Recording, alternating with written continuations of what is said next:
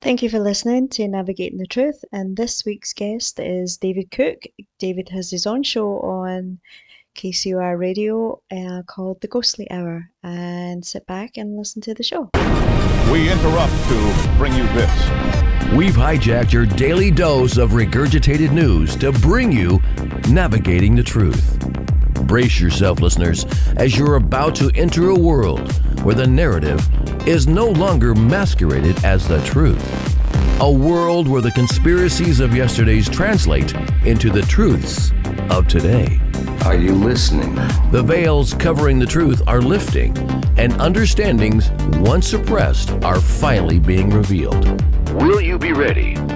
And now, your host and navigator through these circles of lies, the host of Navigating the Truth, Caroline Bell Tumblety.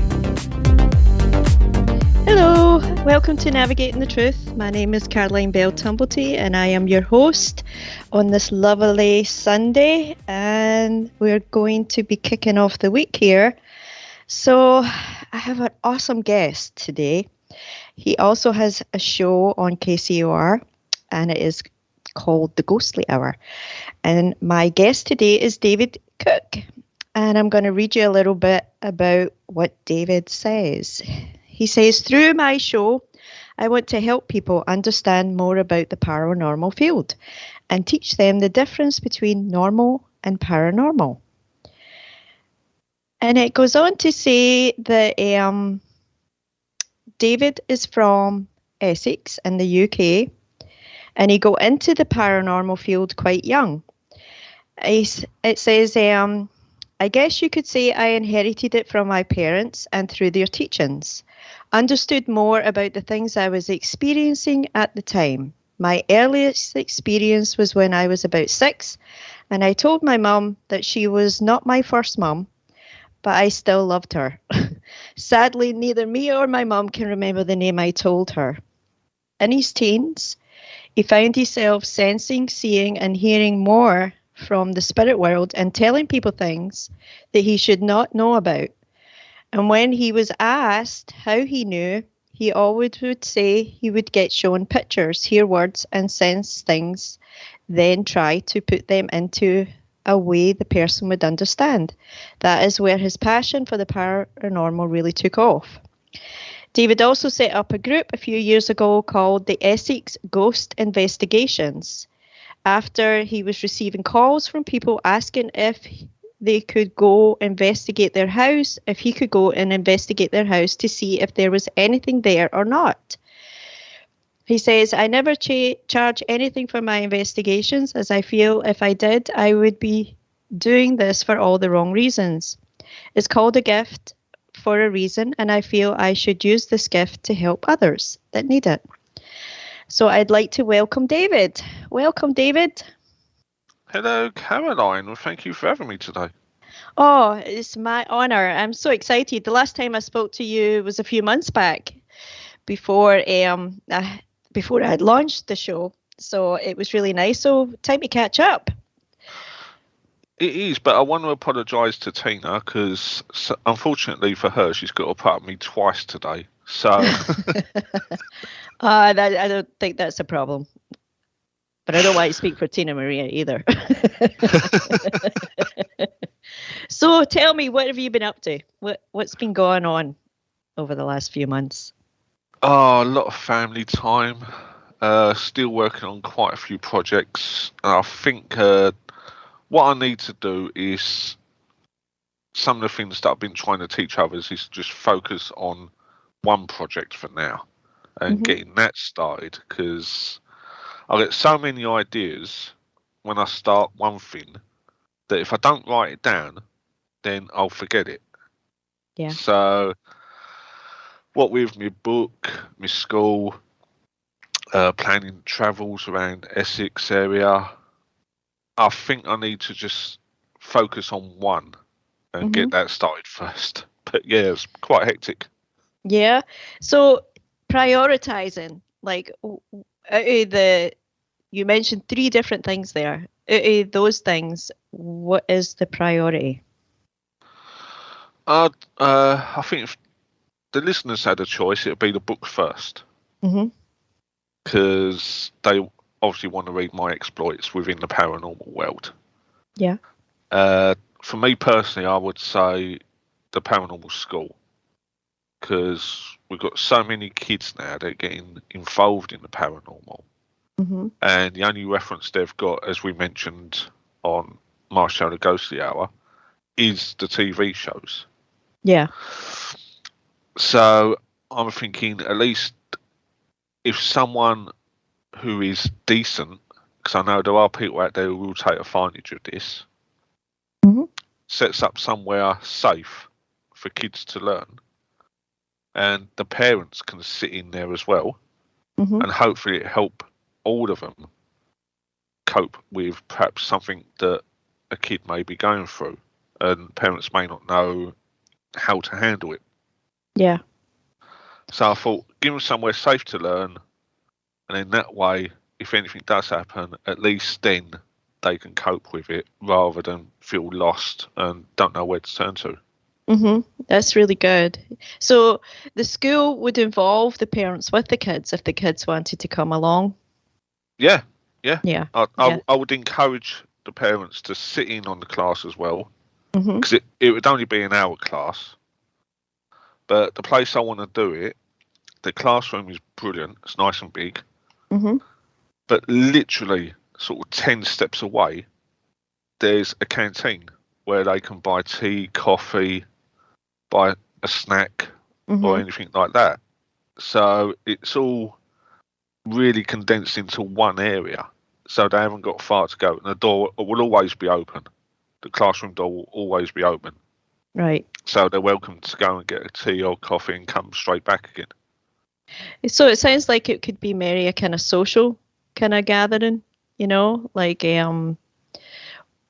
like more relaxed, like not a you will sit there and you will listen and I will teach you. It sounds like you take them on like a ghost walk? Well, what I'll do at first is I'll teach them about respect Mm-hmm. for other people's opinions, Right. because none of us are right and none of us are wrong. Right. It's all theory, it's all experience. Mm-hmm. So I'll teach them about respect for property, respect for the spirits. Then I'll go through all the equipment, the pros and the cons of each piece. Then at the end of it all, because it's actually part of a museum. Hmm. So what I will do, I will arrange it with the museum so that we can do like a day investigation, Mm-hmm. just so basically they can show that they have got respect, they have learned when it comes to equipment, they know how to use it correctly, and then that way it'll give them some sort of achievement. And I'm hoping at the end as well to get certificates printed off, even though technically they won't mean nothing to us. Mm-hmm. But to a kid, to get a certificate and say, look, this is what I've done, that's a sense of achievement to them, as if they've got somewhere. So just a little bit of pride for the kids to say, look, I've done it. David, as I'm listening to you, it sounds like you've already got it all set up. It sounds like you've really thought quite a bit about like where you're going to teach, how it's going to progress, how you would like to lay it out. It sounds like you're ready to go. Well, when I was doing research into it, I thought I want somewhere where there's plenty of parking. Mm-hmm. I want free parking as well, because I don't want them to really have to pay for parking. And in my area, there's not many places where you don't really pay for parking. Mm-hmm. And when I was looking at locations, I thought I need somewhere where it's safe, because obviously we're dealing with kids. Mm-hmm. And so it's got to be really safe, really secure. I thought about 3 places. One was a theatre, Broadway Theatre. Mm-hmm. Unfortunately, you got to pay for parking, and you got a Crossroads. So I thought that's okay, but there's plenty of parking. That's one good thing. Mhm. Then I thought about Eastbury Manor House, which is literally a 5-minute walk from where I live. But trouble is, it's very hard to park around now, Mhm. and you've got a road surrounding it. Something that's not really ideal. Even though there's residential area around it, I thought it's still not really ideal. Right. Then I thought about Thanet House Museum, Mhm. and they've got loads of free parking. So it's part of Thanet's Park as well. They have no roads to cross, and so we can go from the classroom, just walk across the courtyard into the Mhm. museum. So there's no roads, so that's Right. safe. Mhm. Free parking, which is brilliant.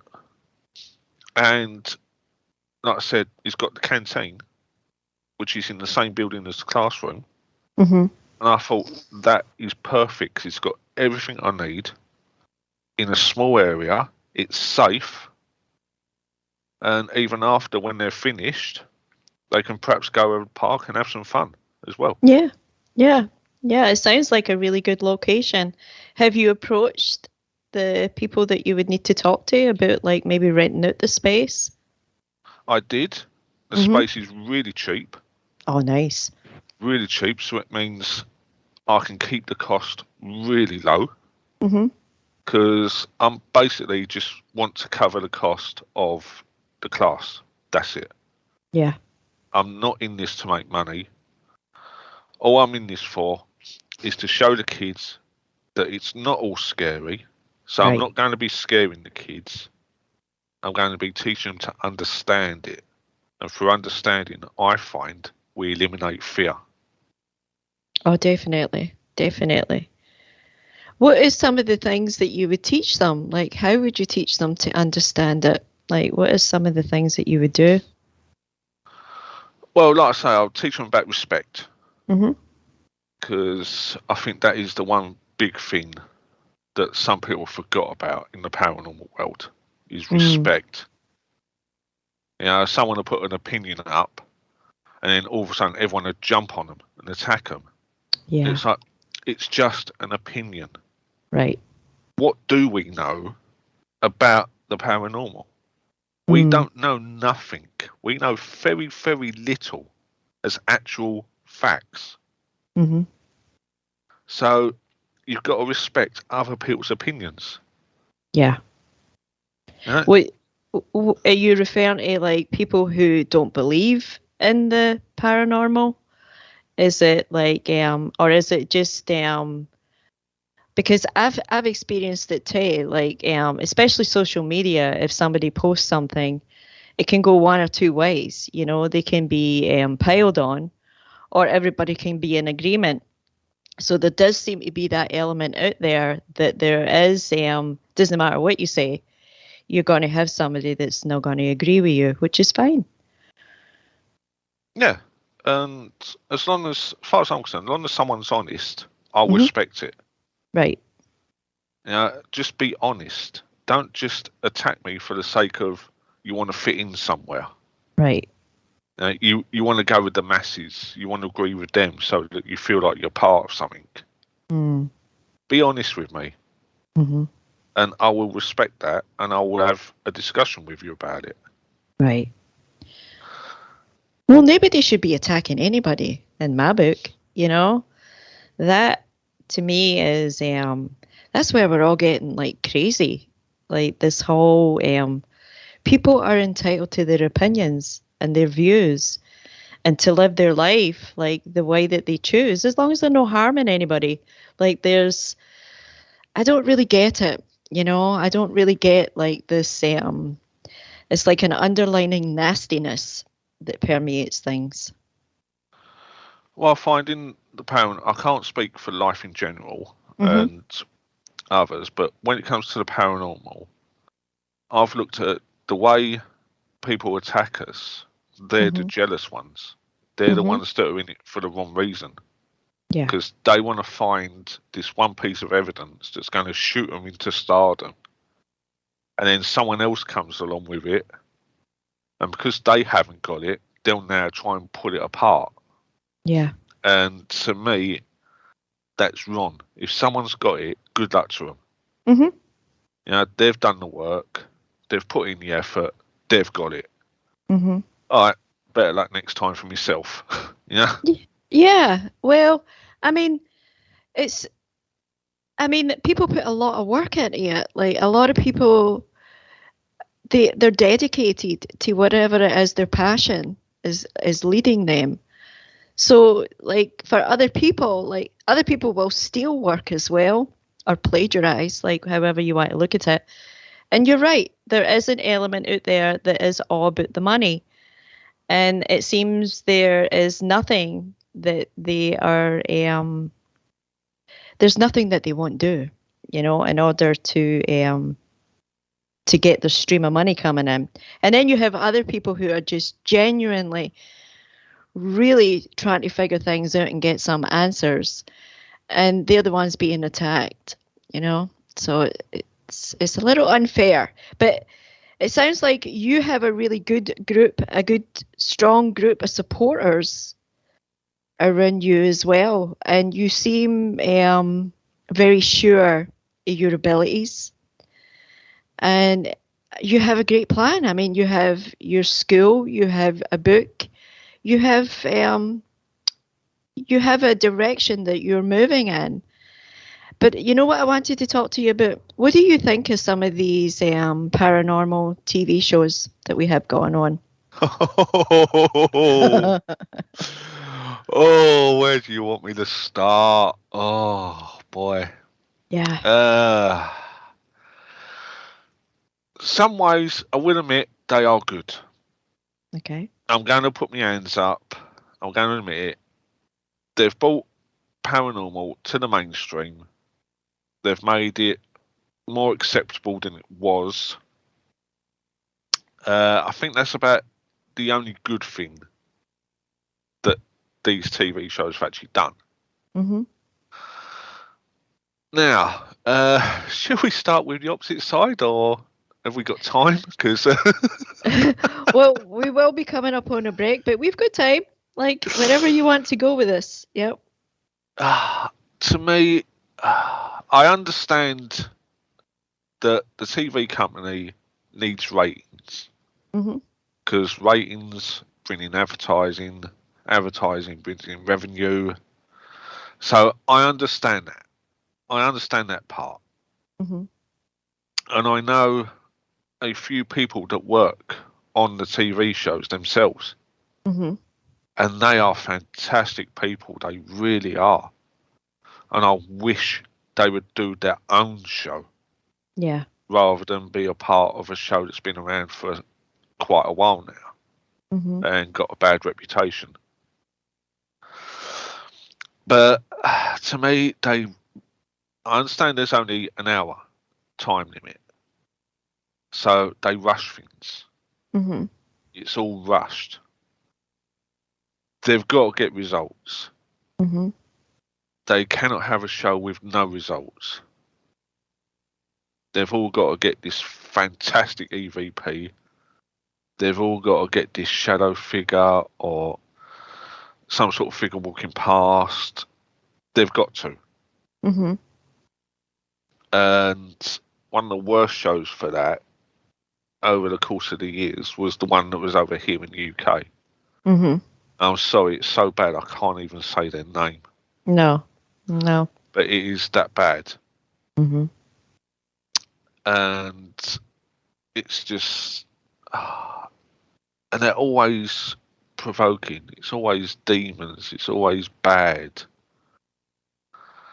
And to me, that puts such a negative image on the paranormal. Right. Because when I've hosted investigations, I've said to them, who's ever been on an investigation before? Mm-hmm. And only a couple of people will put their hands up.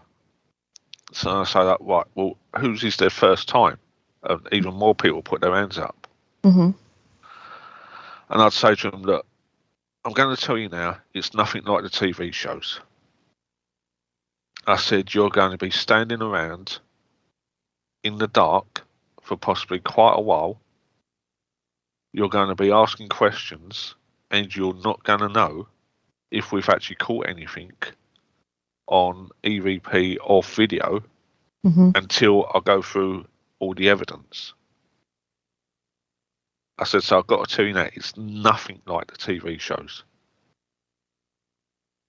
And some of them actually look disappointed because that's what they're expecting. Right. And I've even seen people walk out of investigations because they thought everything was going to happen. And to them, nothing was happening. And like I say, they've seen it on TV, they've seen all this stuff happen, they've seen how exciting it can be. And yes, it is exciting. It really is, because we don't know what we're walking into. Right. We don't know if anything's there. We don't know anything that's going to happen on that night. But you can't expect things to happen every night.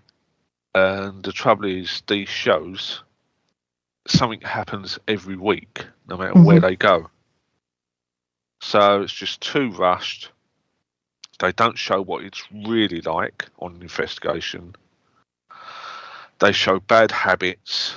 And in one way, it is another good thing that they've done that, because that's what basically, one of the reasons anyway, that inspired me to do the show and to start up a school, so that I can get rid of all this that the TV shows are showing us. Well, I think, and this is my opinion, I think there is a great disrespect being shown to the public through these shows. You know, it just feels like it just feels very disrespectful, the whole approach that the television shows use. Like you say, like they have to have something happen. It's all rushed. It's so the lack of respect, I would think that is not a good thing. No, there is one I will talk about when we come back, because it was very disrespectful when it just basically, it just killed everything that they'd done in the past. Wow. And I wonder how often that happens, you know, like, are even the paranormal investigators that they use on these shows, are they well trained, you know, like, and they could have been, like, to begin with, and then picked up bad habits, like, who knows? Well, obviously they have to adhere to a formula. Otherwise they're out. Yeah. And they'll get someone else who will. Yeah, exactly. Yeah, they're all replaceable. And can you believe it, David? We are coming up on a break here, and I want to hear what you have to say about where the disrespect was really evident when we come back. So hold on to your seats, everybody. We have David Cook here, and we will be right back.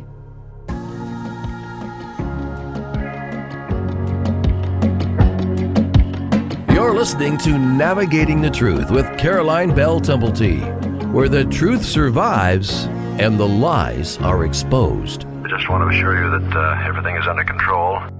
There's been no damage except for some temporary malfunction of the radio. Come be a part of this awakening by joining us in chat or by calling our hotline at 702-425-9230. That's 702-425-9230. Worldwide callers, find us on Skype at KCOR Radio. We're pushing the ultimate frontier here. Control must be maintained. More disinformation exposed and the truth discovered. After a word from our sponsors. 1 million miles till midnight. A story of timelines, artificial worlds, simulated races, and the galactic imprint. And the destiny of a blue world called Earth.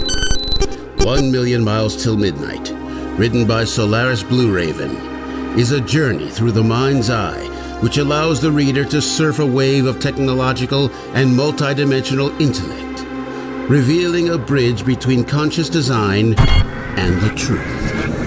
A multidimensional bleed-through awakens the world of artificial intelligence to set sail into the frontiers of a vast multiverse, morphing planets and terraforming ascended worlds beyond the linear programs of a fated race. 1 million miles till midnight will awaken, inspire, prepare, and enlighten one to the many multidimensional states of consciousness and worlds we reside in. With every cell and atom, we are this truth and multiverse. 1 million miles till midnight. Written by Solaris Blue Raven. Available now at Amazon.com. Don't wait. Get your copy today. 1, 2, 3, 4. To the KCOR Digital Radio Network. I love the way it sounds. Love the music.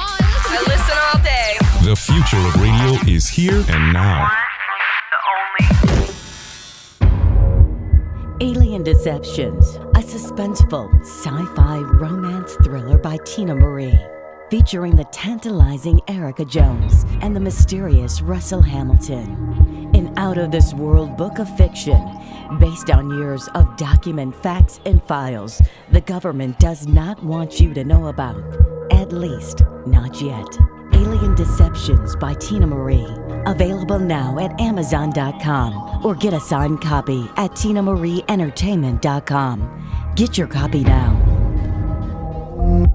Change your frequency, change your life with the Lemurian Plug. The Lemurian Plug is easy to control, it's simple to set up, and wireless. It helps to neutralize toxins and has restorative frequencies for healing. It also helps to protect you and your family from EMFs. The Lemurian Plug is energy efficient and designed using ancient technology for a superior design. One unit can cover up to 1,000 square feet. This life-changing product is reasonably priced. And isn't you and your family's health worth a small investment? For more information on the miraculous effects of this plug or to purchase the Lemurian Plug, visit thelumerianplug.com. That's thelumerianplug.com. The Lemurian Plug is like nothing you've ever experienced. Order yours today.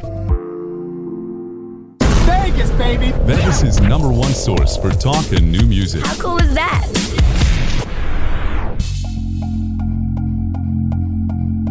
Going live in 3, 2, 1. Welcome back to Navigating the Truth, the one show that peels back the masks of the elite and exposes the truth we're not being told.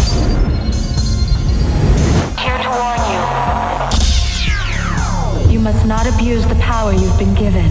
Eventually, you will lose control of that power and the whole world will suffer. Come partake in the awakening by calling the show at 702-425-9230.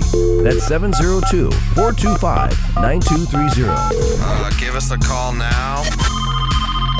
Those around the world, connect with us on Skype at KCOR Radio.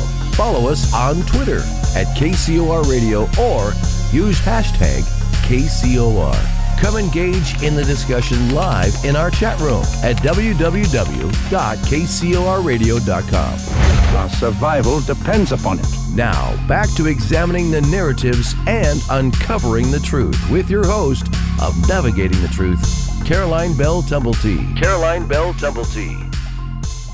Hi, and welcome back to Navigating the Truth on this lovely Sunday. And my name is Caroline Bell Tumblety, and I am your host today. And I have an awesome guest. I have David Cook, who is also on KCOR Radio, and he's on later today with the Ghostly Hour. So, warm welcome, David. Welcome back.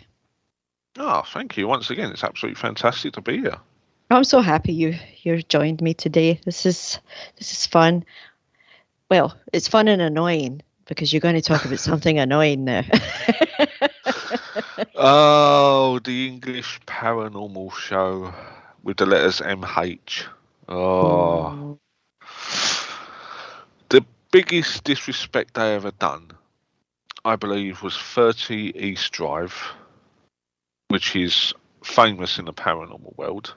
Okay. It's the Black Monk House in Pontefract. Oh, yeah. Okay. Yeah. And they done an investigation now, and as they've walked into the living room, apparently there's a knife sticking out from the sofa, pointing upwards. Oh dear. Yeah. Now, to me, I've never heard of any knives anywhere in the house being left out. Never. Out of all the stories, out of all the investigations. Never heard of it. So they walk in. There's a knife sticking up from the sofa. How'd that get there? How do you think it got there? Come on, seriously? That's a bit too far. You're talking Hollywood movie horror genre now. Yeah. And then, to make things worse, when they go upstairs, thanks to the cameraman, you can actually see one of the lead, in air quotes, investigators actually reach into his pocket and pull something out. Sure enough, they're in the bedroom. What's on the bed? Another knife. Oh dear. Now, to me, that goes way over the top. I think they was close to their contracts being up. And they was on the same channel over here in the UK as it's like Ghost Adventures and Ghost Hunters and all the other paranormal shows. And so they had to do something. They were competing, yeah. Yeah, spice it up to renew their contract. This is what I believe personally. Yeah. But to me, the disrespect was not only using the knives, but you're in the dark. So now there's the safety aspect as well. Right. What if they didn't tell anyone they was going to do it, and their crew have walked in? What if one of them went to sit down? What if one of them tripped and fell towards the sofa or fell towards the bed? Right. Could have turned out really horrible. Yeah. So not only is it disrespectful to the house, not only is it disrespectful to the people that lived there and actually experienced stuff, it's disrespectful to the crew because you're now putting their safety in jeopardy just because you want ratings.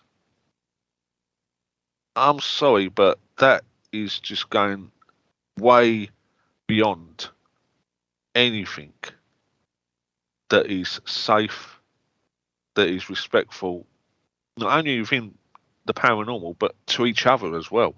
Yeah. Yeah. I just watched it and I thought, no, you're just gone way too far now. It's also lying, you know? Yeah. You've been listening to Navigating the Truth on KCRradio.com, and my guest was David Cook, and David has his own show, The Ghostly Hour 2.0, on KCR Radio. If you'd like to hear the rest of the show, please go to KCRradio.com. Thanks.